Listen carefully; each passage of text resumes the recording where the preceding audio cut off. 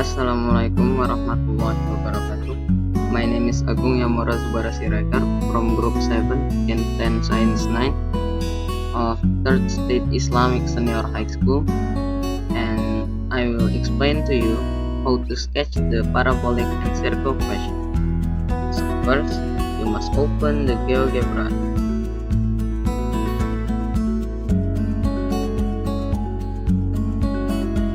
After that, you must write the question on the geogebra application.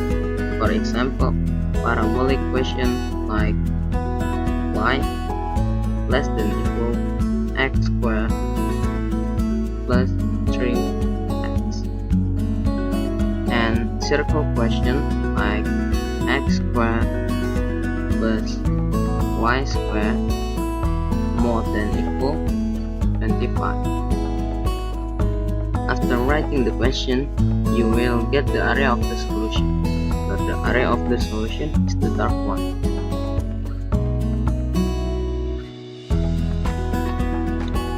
Thank you for your attention. Forgive us if we are wrong in our words, and for Allah we apologize. Wassalamualaikum warahmatullahi wabarakatuh.